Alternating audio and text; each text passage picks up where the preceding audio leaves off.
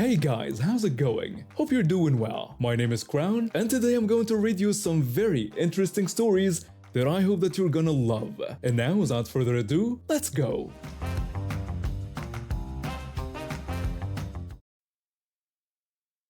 Becoming a mom made me think my trucking days were over, but here I am, back behind the wheel of a big rig.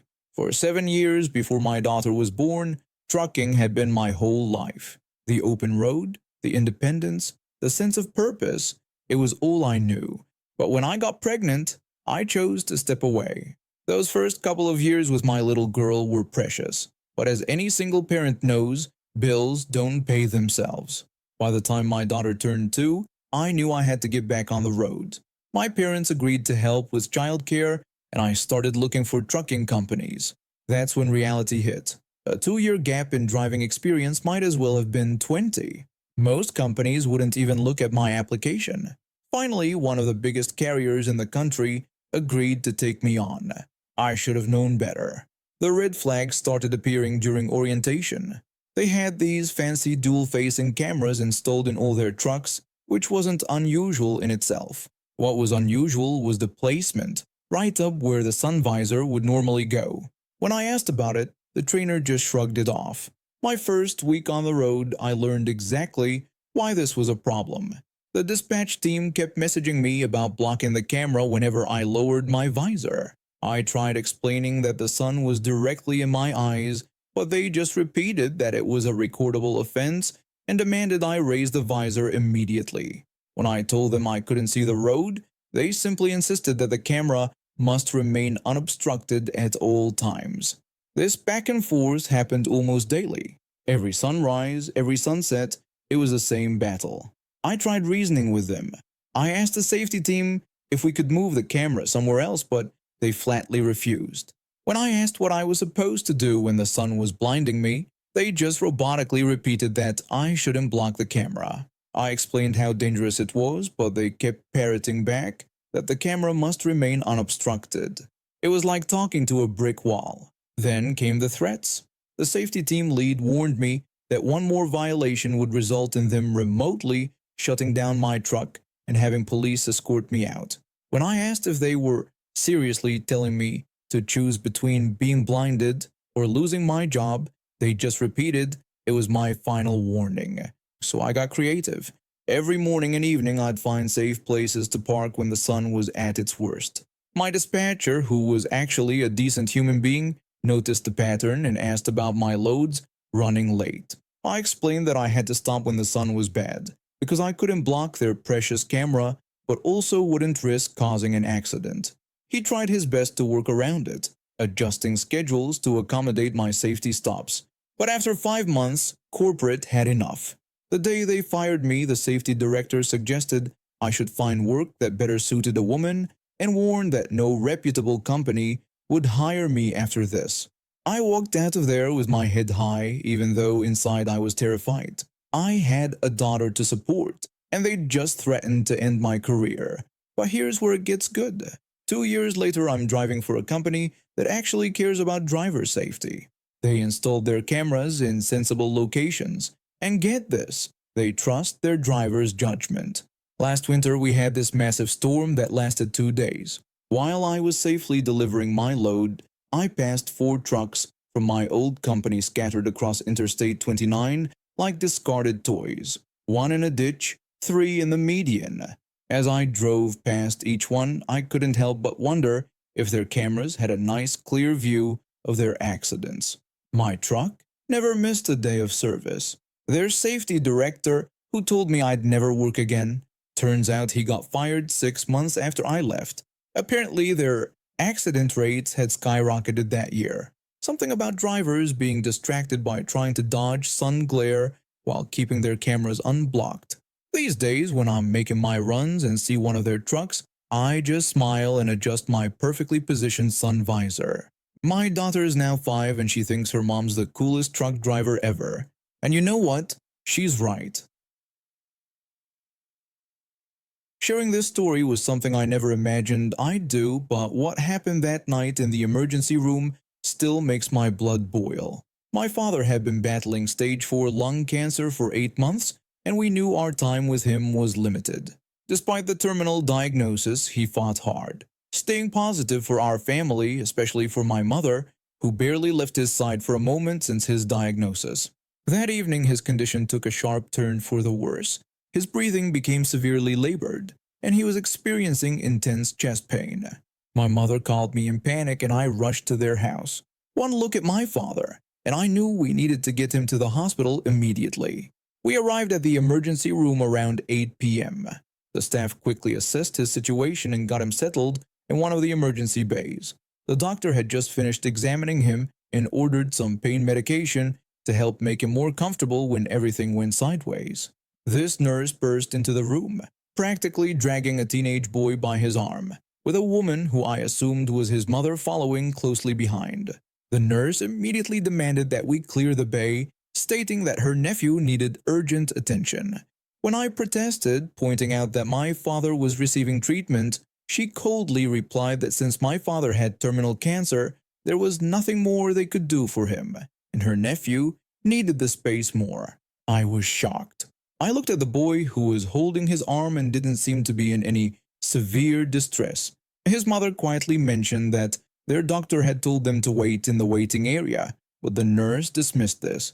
She insisted that her nephew's possible sprained wrist from basketball practice needed immediate attention, emphasizing that he was an athlete with a promising future. I tried to explain that my father's breathing difficulties meant he needed to stay where he was, but the nurse wouldn't listen. She turned to my father, who was struggling to catch his breath even with the oxygen mask, and told him that he needed to understand he was taking up space that could be used for patients who actually had a chance of recovery. My mother, who had been quietly sitting beside my father, stood up with tears in her eyes and demanded to know how the nurse could say such things. The nurse's response was to roll her eyes and reach for my father's IV line. She started insisting again, claiming she knew what was best, but was interrupted by the doctor who had examined my father earlier walking in. The doctor asked what was happening, and the nurse immediately tried to explain that she was just telling us the bay was needed for her nephew who had a sports injury requiring immediate attention. The doctor caught onto her mention of nephew and asked if she was trying to remove a critical patient for a family member. When the nurse started to argue about better use of space, the doctor immediately called for security and the charge nurse. Everything happened very quickly after that. Security arrived, and while they escorted the nurse out, she kept yelling about how unreasonable we were being and that her nephew's sports career could be ruined. The charge nurse came to apologize profusely and assured us that appropriate action would be taken. My father passed away 2 days later, but he was comfortable and surrounded by his family. We later learned that the nurse had been immediately suspended and subsequently fired. During the investigation, it came to light that this wasn't the first time she had abused her position. She had previously pressured other patients to give up their rooms or spots in line for her friends and family members. She had also been falsifying wait times and triage notes to get preferential treatment for people she knew. The hospital fully supported our family when we decided to pursue legal action. During the proceedings, we discovered she had been doing this for years, but people were either too intimidated to report her or their complaints were somehow lost in the system. Turned out she had a friend in hospital administration who had been helping cover her tracks. The lawsuit ended with her nursing license being revoked. She was ordered to pay substantial damages, not just to our family, but to several other families who came forward during the investigation. Her friend in administration was also fired and faced legal consequences for the cover-ups. The nephew's injury was a mild wrist strain that only needed some ice and rest. He didn't even need a bandage, let alone emergency care. The ultimate karma. After losing her job and license, she couldn't pay the damages and had to declare bankruptcy. She also faces criminal charges for medical negligence and endangerment. Last I heard, she was working at a gas station, still telling anyone who would listen about how unfairly she was treated and how she was just trying to help her family. I sometimes think about what might have happened if the doctor hadn't walked in when he did. My father's last days could have been spent in unnecessary pain and distress because of one entitled person who thought her family was more important than everyone else's. At least now she'll never be in a position to hurt another patient or family going through their worst moments. Our trouble started 3 weeks ago. It was around 2 a.m. when we heard loud knocking at our door. I got up, heart racing, thinking something terrible had happened. When I called out asking who it was, the police identified themselves and asked me to open the door. I opened it to find 2 officers standing there, looking concerned. They explained they had received a 911 call from our address reporting an emergency and wanted to know if everything was okay. I told them we hadn't called 911 and had both been sleeping. They told me that the call came from a government-issued emergency phone registered to our address. We checked our devices, but everything was normal. The officers left after confirming there was no emergency. We thought it was just a weird technical glitch. But 2 days later it happened again, and again, and again. By the 6th time in 3 weeks, I was beyond frustrated. The last incident was annoying because it happened during an important virtual meeting with my team. The officers acknowledged my frustration but explained they had to respond to all 911 calls. I told them I understood but asked if there was a way to trace these calls. That's when our elderly neighbor from across the street approached us as the police were leaving. She told us she thought she knew what was happening, explaining that she had seen Karen from number 43 lurking around our property several times late at night. When I asked if she meant the same Karen who had complained about our garden gnomes last month, she confirmed it was. She went on to explain that Karen had been causing trouble ever since her husband left her last year and had called the police on 3 other families before us. This information changed everything. I set up security cameras around our property that same day. Sure enough, 2 nights later, we caught her. The footage showed her standing near our property line making a call on what looked like a basic flip phone, then quickly walking away. I took the footage to the police station the next morning. The officer watching it looked increasingly disturbed. He commented on how serious this was, noting that she wasn't just harassing us, but misusing emergency services. When I asked what could be done, he assured me they would pay her a visit, explaining that making false 911 calls was a criminal offense. The next day we were treated to quite a show. 2 police cars pulled up to Karen's house. She came out, immediately causing a scene. She started yelling that she couldn't be arrested and claimed she was trying to protect the neighborhood from us. The officers told her they had video evidence of her making false 911 calls and that it was a criminal offense. Karen then started ranting about how we should be the ones getting arrested, saying we were destroying property values with our ugly decorations. When I questioned if this was really all about garden gnomes, she launched into a tirade about how our decorations were hideous and complained about us working from home, insisting this was a family neighborhood. The officers had heard enough and proceeded to arrest her while she continued shouting about property values and garden gnomes. When they led her away, we learned that she had been using a government-issued emergency phone she got from her previous job as a school crossing guard, a job she'd lost for similar harassing behavior. The police confiscated her emergency phone and she was charged with multiple counts of misuse of emergency services. She ended up getting 6 months of probation and was ordered to attend anger management classes. She also had to pay a hefty fine for wasting police resources. We added 3 more garden gnomes to our collection. They're all wearing tiny police uniforms now. Our elderly neighbor loved them so much she got some for her yard too. Karen's house went up for sale last week. I hear the new buyers are enthusiastic garden decorators. It took 4 years to earn my business degree, only to realize that corporate life wasn't for me. The constant pressure, office politics, and soul-crushing routine of my first job at a big consulting firm lasted just 8 months before I quit. My uncle, who owns this small hardware store in our rural town, offered me a job while I figured out my next move. That was 2 years ago, and honestly, I've never been happier. The work is straightforward. The customers are mostly regulars who know what they want, and there's something satisfying about helping people fix things. Our store isn't fancy. Just a small building with a tight parking lot that has 12 spaces and 2 entrances. The lane between the spaces is so narrow that 2 cars can barely squeeze past each other. It's not ideal, but it's never been a real problem until last Wednesday.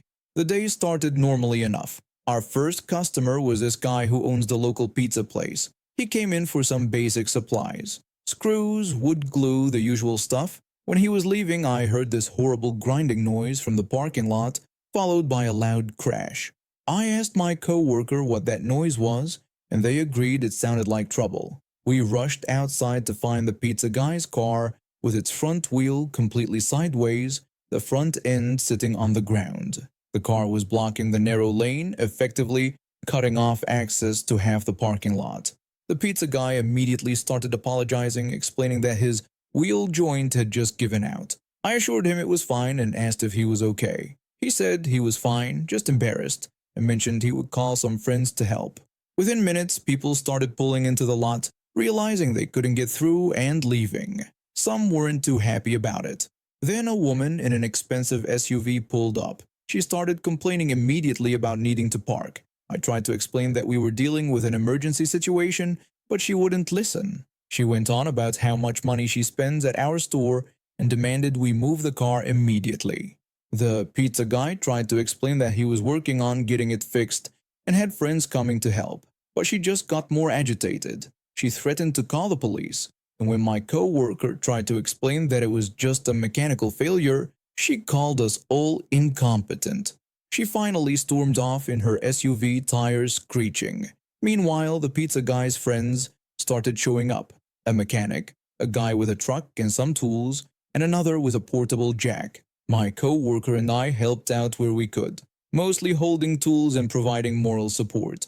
It took about 4 hours to fix the wheel joint. During that time, we probably lost about 20 potential customers, but honestly, it was the most peaceful work day I'd had in months. No constant in-and-out traffic, no demanding customers, just us helping someone in need. The next day, the angry woman came back, probably expecting to make a scene. She immediately demanded to speak to the owner, complaining about how our incompetence had cost her valuable time the day before. I told her the owner wasn't in today, but offered to help her find what she needed. She threatened to write a horrible review and make us sorry. Right at that moment, the pizza guy walked in with 4 large pizzas. He recognized her from yesterday and, in the friendliest way possible, offered her a slice of pizza, saying it might make her day better. He explained he had brought lunch for everyone as a thank you for yesterday's help. She just stood there, mouth open, completely thrown off by his friendly offer. She turned red, muttered something under her breath, and stormed out. We never saw her again, but we did gain a regular lunch spot. Turns out the pizza guy makes the best pies in town, and he always gives us a great discount. She did write that review, but it backfired spectacularly. Our small town's community page filled up with comments defending us, sharing stories of how we'd helped them over the years, and praising our customer service. Business actually increased after that. Sometimes a broken wheel joint is just what you need to appreciate the community you're part of. And hey, free pizza never hurts either. And now we have reached the end of today's stories. Thank you for watching, and see you next time.